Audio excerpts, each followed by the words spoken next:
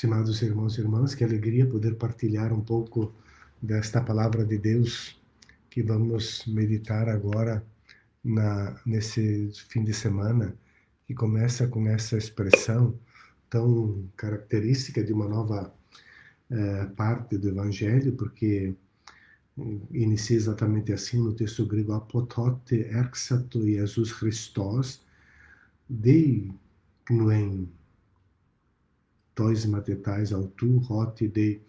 Então começa dizendo, com essa expressão, depois disso, depois dessas coisas, a partir dali, Jesus começou a mostrar aos discípulos que ele devia ir a Jerusalém. Esse texto sucede imediatamente o texto da confissão de Pedro. Pedro fez uma bela confissão: tu és o Messias, filho de Deus. Mas também agora Jesus quer um pouco corrigir esta.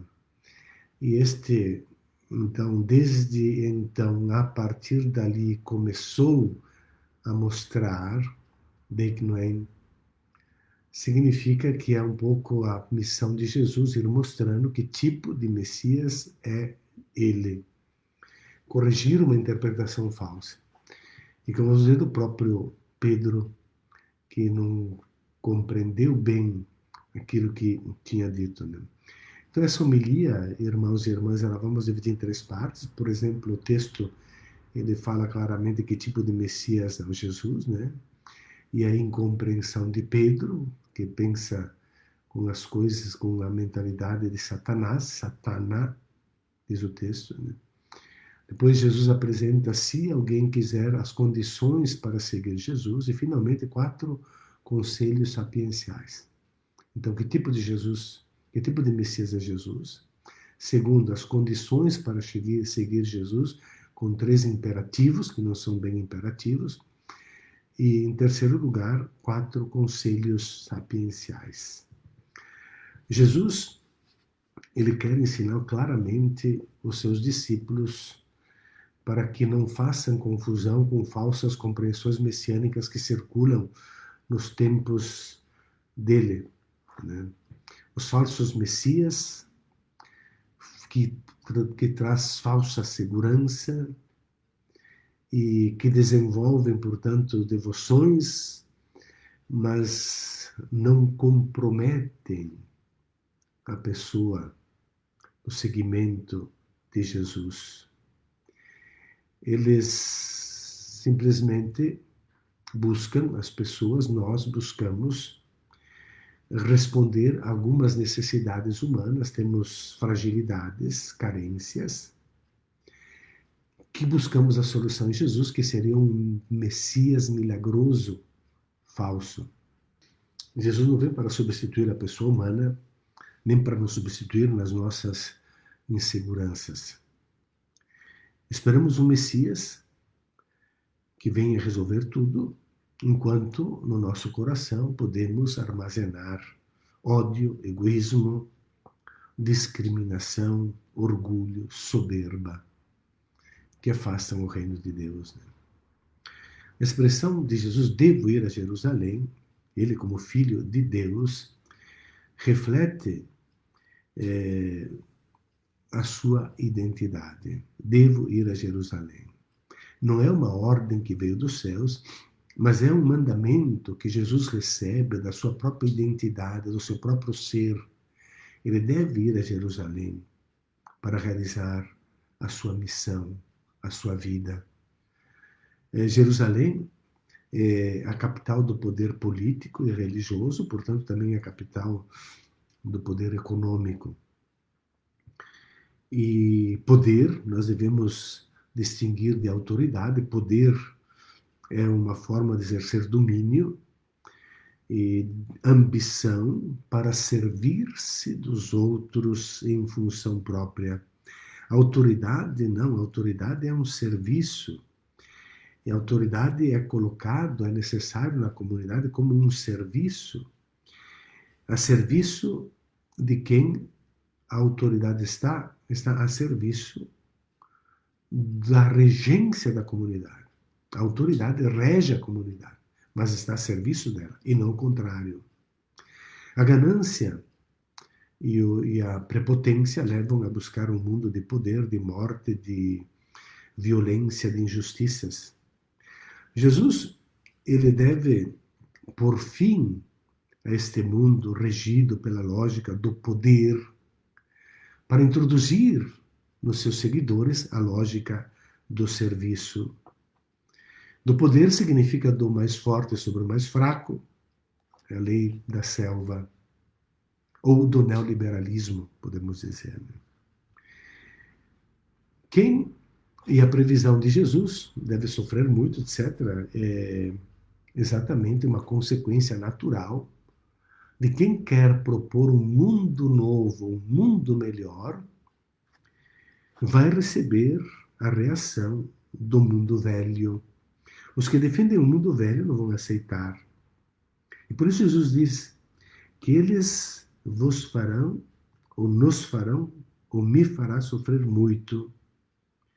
A morte na cruz, no tempo de Jesus, era exclusiva para criminosos e subversivos. Não é à toa a escolha desse termo. 3 grupos de pessoas que vão fazer Jesus sofrer, que são poder, que se opõem ao mundo novo que Jesus, como Messias, Filho do Deus vivo, veio trazer. Primeiro, os anciãos. Os anciãos defendem as tradições dos antigos. Eles têm uma mentalidade inculcada na sua alma, desde a infância, de que Deus abençoa as pessoas justas e castiga as pessoas más. Quem é justo é abençoado por Deus, segundo essas tradições. Os ricos são abençoados por Deus. São ricos porque são abençoados por Deus. E os que têm prestígio, os que têm sucesso, os que têm poder, é porque foram fiéis aos preceitos ensinados pelos escribas e pelas tradições. E são animados por esses preceitos, por esses mandamentos. E por isso são abençoados por Deus. E estão diante, então, temos todos, eles estão, nós temos também o dever de nos inclinar diante dos poderosos, porque eles são abençoados por Deus, diante dos quais temos o dever de inclinar-nos. São justos, são ricos, são abençoados, têm sucesso, têm prestígio, têm poder. E esses poderosos ocupam os primeiros lugares na sinagoga e nos banquetes gostam de aparecer. É claro que estes, acostumados neste mundo e com os privilégios desta dominação, não aceitam o mundo de Jesus, o mundo novo, e vão reagir. E Jesus sabe que não poderá esperar deles senão o pior. Os cordeiros não podem que levar a pior se confrontam com os lobos. Consequência natural. Os primeiros que vão atacar Jesus, anciãos, primeiro grupo. Segundo grupo, os sacerdotes. Os sacerdotes atuam no templo, eles têm uma função, funcionários da religião, uma função religiosa, e a religião funcionava no templo de Jerusalém, e como em tantos nossos templos nos dias de hoje, estabelecia uma relação comercial com Deus. Se você oferece sacrifícios, incenso, holocaustos, cantos, oferece liturgias, Deus te abençoará. E Deus abençoa todas essas cerimônias que eram conduzidas, impostas, exigidas pelos sacerdotes para obter a bênção, a prosperidade, o sucesso, o perdão dos pecados. Jesus cancelou essa religião pagã,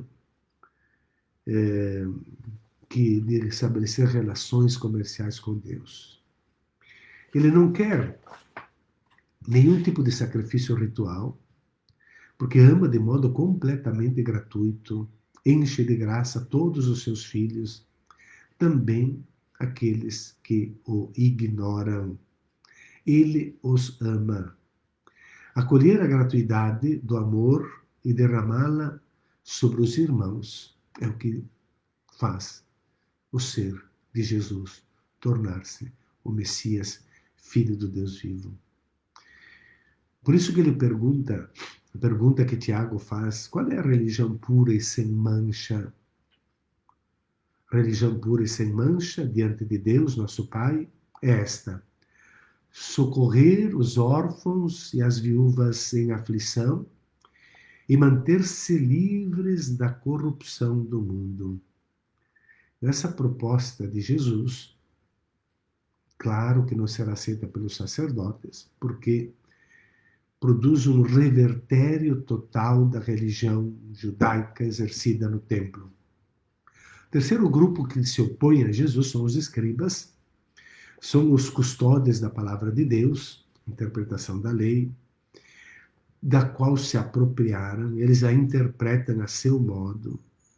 Ninguém pode se afastar da sua leitura, eles têm a leitura correta, eles vão definir o que é puro, o que é impuro, o que se pode e o que não se pode fazer. São os escribas. Eles esqueceram a mensagem dos profetas, que apresentam um Deus que é amor, que é pai, que é esposo, que ama incondicionalmente a esposa. Os escribas, eles, portanto, apresentam uma imagem deturpada de Deus. Os escribas são legisladores severos, rigorosos, né? E apresentam um Deus que pune, que castiga quem ousa transgredir os mandamentos. Claro, Jesus vai confrontar-se com esses grupos de poder. E qual é o resultado possível, previsível? Jesus diz: serei morto. Sofrer muito nas mãos, serei morto, né? Mas não termina aí, e ressuscitarei no terceiro dia. Serei morto, é o destino do cordeiro no meio dos lobos. Não tem outra escolha. Qual é o destino do cordeiro no meio dos lobos? Qual é o destino do cristão que segue Jesus no mundo de hoje?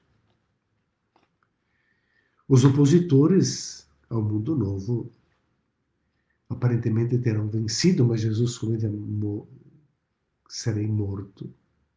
Aparentemente, os opositores vencem, mas em seguida, Jesus acrescenta: mas ressuscitarei no terceiro dia. Não será a morte o destino último da minha vida, da vida do discípulo de Cristo. O caminho que eu devo percorrer e que proponho a todos que querem seguir-me, Jesus diz, né? É esse. Quem é que quer seguir-me? Os cristãos, interessante, né? Que desde o início, nos Atos dos Apóstolos, são chamados os do caminho.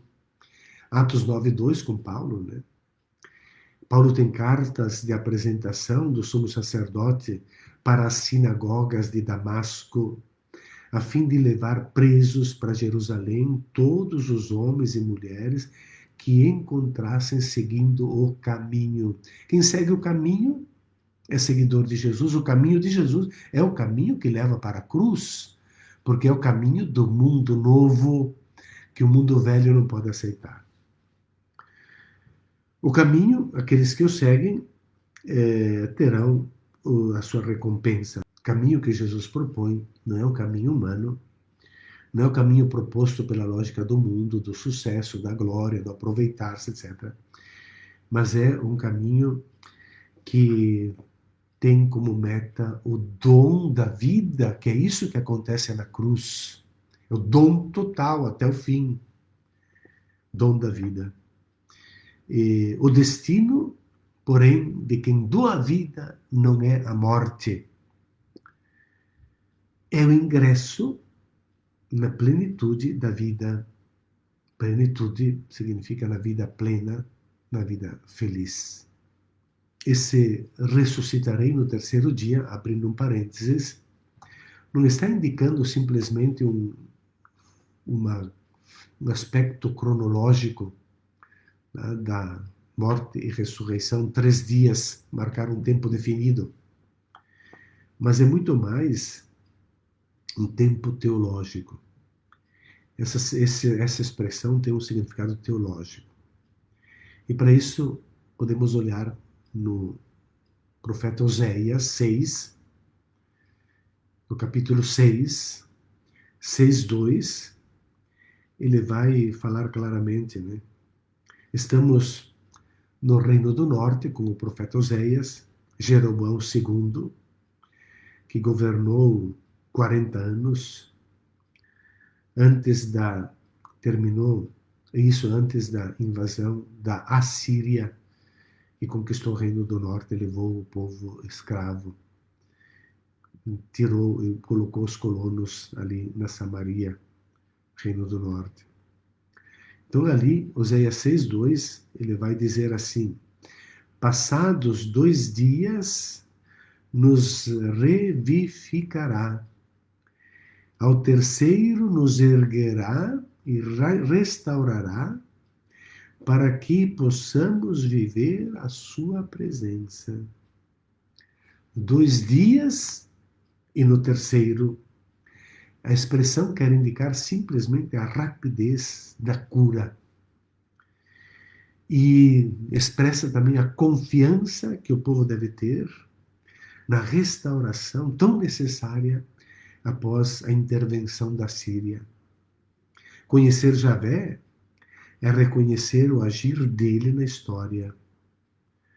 Na história, portanto, no passado, mas também na história, portanto, no presente. Para voltar Javé, ou melhor, para voltarmos a Javé, é necessário uma conversão radical. É preciso fazer uma releitura do Êxodo. E no Êxodo, que é um fato histórico, concreto, de libertação de escravos que se tornam livres, isso é para nós hoje. Nós temos a crítica ao ritualismo do templo na época, quando Oséias 6:6, nesse contexto, Jeroboão II, etc., que Deus vai restaurar logo, ele critica violentamente, dizendo: misericórdia eu quero, não sacrifícios. Conhecimento de Deus mais do que holocaustos. A intervenção de Deus nunca serão deixados à mercê da morte os seus fiéis. O terceiro dia significa imediatamente depois. Portanto, se não se vê o destino último de quem ama até dar a própria vida, não se pode seguir Jesus no caminho que ele está traçando. É uma promessa misteriosa que Jesus faz e que não se pode verificar concretamente. Porque a entrada na glória não tem volta. E é possível somente seguir Jesus na confiança, na fé.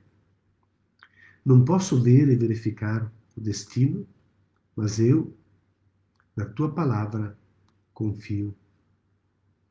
E jogo minha vida na tua proposta. Pedro compreendeu bem e ficou atordoado.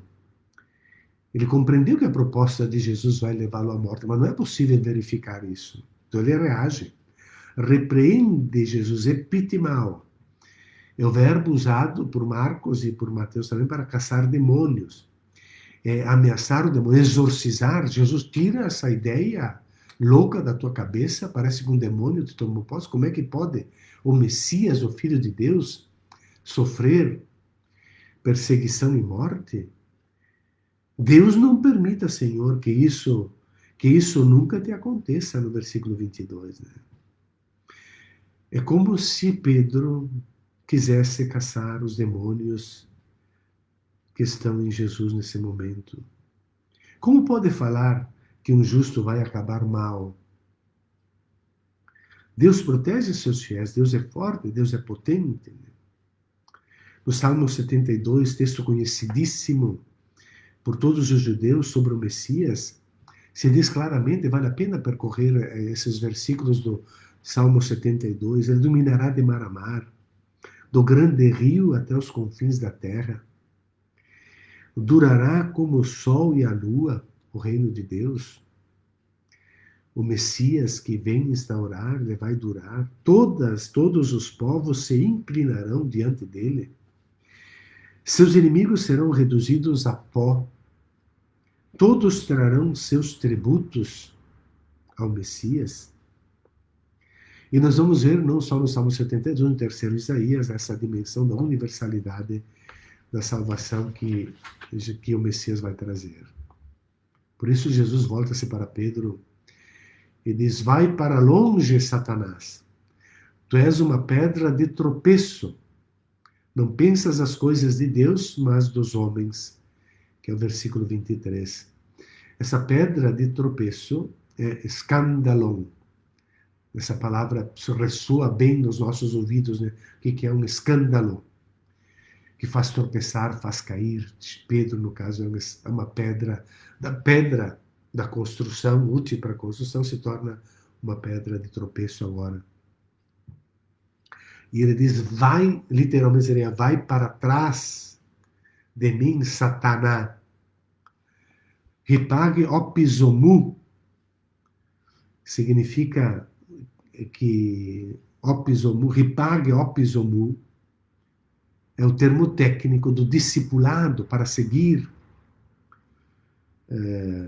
quem o discípulo fica atrás do mestre, segue o mestre.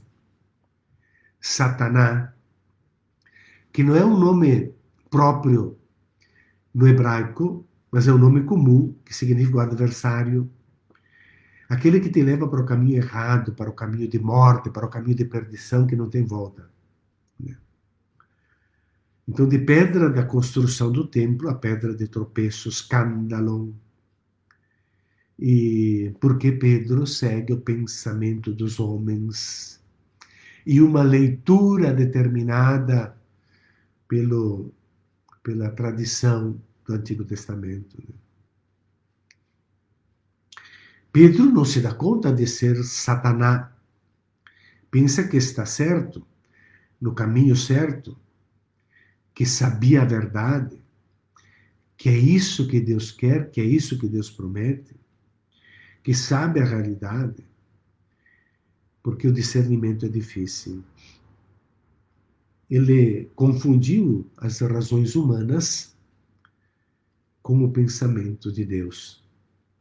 Nós também podemos ser Satanás, como Pedro, sem saber, cultivando projetos que não são de Deus, projetos megalômanos, exploração do povo, sucesso, poder econômico. Esses projetos são de Deus? Mesmo na Igreja Católica? Ou são de Satanás? Escândalos, tudo isso são empecilhos para o reino de Deus. Então agora vem a proposta de Jesus para seguir Jesus. A segunda parte, então, correção de uma ideologia messiânica. Agora, nesse momento, então, na segunda parte, as condições para seguir Jesus, que nós apresentamos aqui pelos três imperativos, né? Que vamos apresentar agora. Para seguir Jesus é simplesmente uma proposta, um convite, não é uma ordem, não é um mandamento. Se alguém quer me seguir, não obriga ninguém. Tome a sua cruz e me siga. Se alguém quiser me seguir, opis homo, ele tem. Se alguém quiser me seguir, tome a sua cruz e me siga. Uma proposta para todos, não só para os discípulos. Essa proposta, ela não corresponde a acumular riquezas, mas a manter um espírito de corte, de nobreza, de aproveitamento, em meio a benesses obtidas pelo sacrifício dos súditos. Devemos seguir Jesus não por causa de uma ordem, porque somos obrigados, mas porque é belo seguir Jesus, unir a nossa vida à vida dele. Quer que seja fruto de uma escolha, não de uma imposição, de uma escolha livre. Daí vem esses 3 imperativos para quem quiser livremente seguir Jesus, que não são exatamente imperativos. Renuncie a si mesmo, negue a si mesmo. Deus quer a nossa alegria como fruto do seguimento. Ele não quer Deus, não quer dor, sacrifício, como se a renúncia de si mesmo produzisse isso, uma mortificação. Daí que surgiu a ideia no meio dos meus cristãos de que quem segue a Cristo é inimigo da alegria. Deus quer que sejamos felizes, e é para isso que ele veio trazer o seu reino. Então, a racionalidade do mundo, ela pode te dar prazer, mas nunca a verdadeira alegria. A racionalidade do mundo manda procurar vantagem em tudo. Né? Mas, na verdade, para seguir Jesus, temos esse convite: ama. E ama não para obter alguma vantagem, mas porque é belo amar.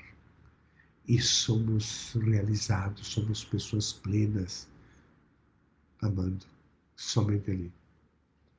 O segundo imperativo, convite que Jesus faz é: arato ton stauron autu.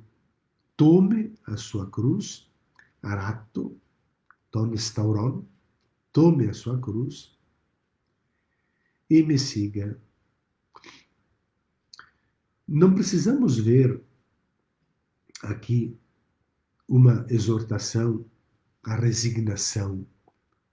Tome a sua cruz, aceita a realidade, aceita, é um sofrimento, é a vida, é a morte, tem não é nesse sentido que Jesus está falando. Aceita essa cruz, porque essa cruz é coisa da natureza, todos vamos carregar a nossa cruz. Não é esse convite que Jesus está fazendo de resignação. Resignando-se ou não, essa cruz teremos. Trata-se antes de fazer a escolha que Jesus fez e por isso terminamos na cruz. Por quê? Porque ele contestou os poderes deste mundo, contestou os poderes do mundo velho que promove as guerras, armas, o mundo que faz sofrer os pequenos e pobres, o mundo que estimula racismo, que difunde mentiras, que manipula a religião para enganar e roubar. O mundo velho reage contra o mundo novo, e a cruz é o pagamento dessa escolha. Então, arato ton stauron autu. Stauron autu não é aceitar a cruz, que ficamos velhos, ficamos doentes. Não é essa cruz. É abraçar a cruz do seguimento de Jesus. Terceiro imperativo: segue-me. Para onde vamos na nossa vida? Para onde caminhamos? Por onde anda Jesus nos dias de hoje? Nós precisamos de um GPS, um navegador satelitar que nos conduza, que não nos deixe desviar do caminho.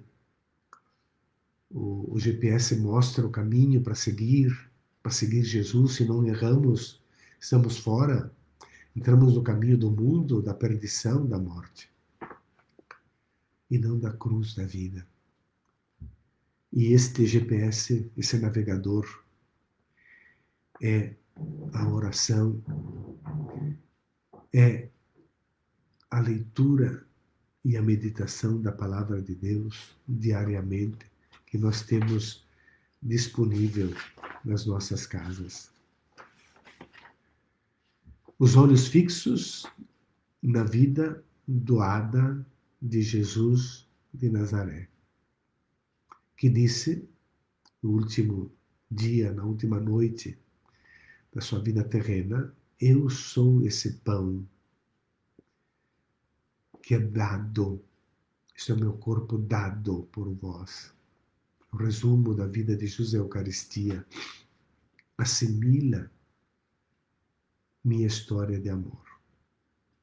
Depois dessas 3 condições para seguir Jesus, Mateus nos apresenta então 4 orientações, razões, atitudes sapienciais para o seguimento de Jesus. Elas são baseadas fundamentalmente, não é que Jesus as inventou na hora, mas no capítulo, ou melhor, no Salmo 49, está bem explícito que a vida é dom de Deus, não é uma mercadoria, não é um dinheiro de troca, objeto de troca. Então, a primeira razão, a primeira atitude da sabedoria humana vem dali. Quem quer salvar a sua vida, quem quer salvar a própria vida, vai perdê-la. Quem perde a sua vida, vai ganhá-la.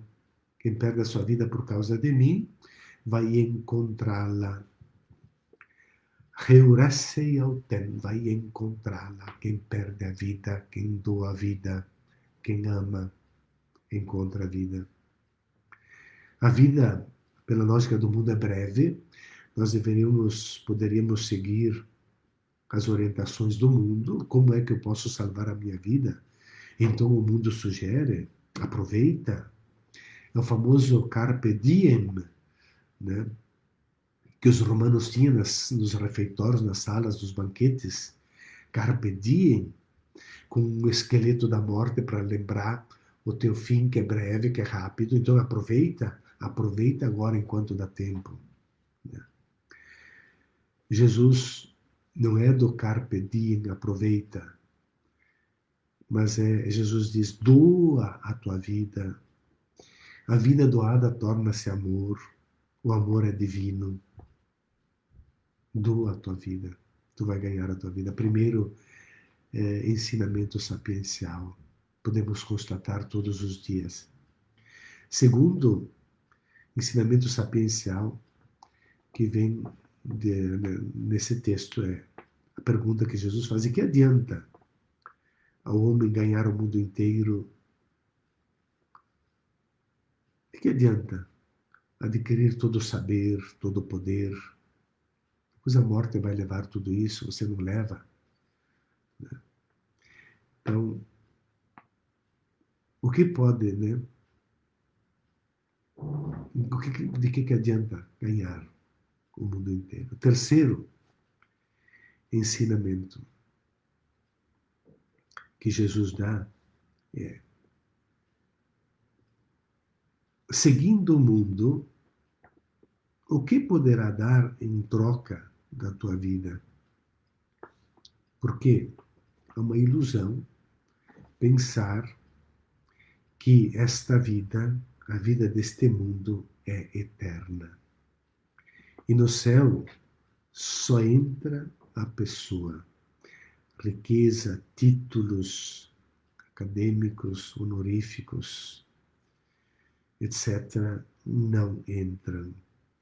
É uma ilusão. O que você pode dar em troca na sua vida?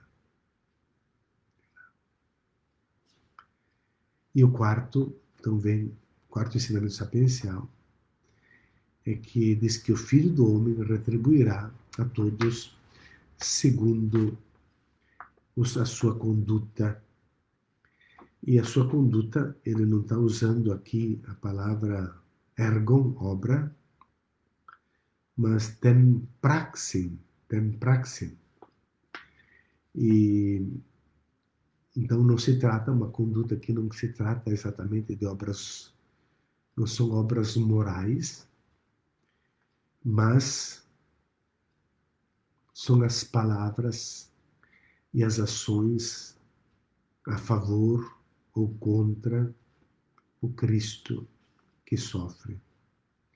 É na medida que somos capazes de testemunhar diante do mundo velho, que é hostil ao mundo novo, que é hostil ao seguidor de Cristo, nós vamos receber a recompensa, retribuirá segundo a sua conduta.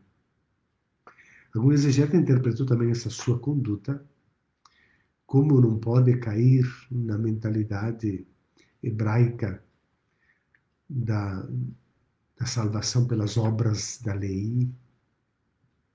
Então aqui Jesus não poderia estar dizendo que tu vai receber a recompensa de acordo com quantas obras, com quantas coisas boas tu fizeste. Está dizendo, o Filho do Homem retribuirá segundo sua conduta. Essa conduta do Filho do Homem a sua conduta é a conduta de Jesus.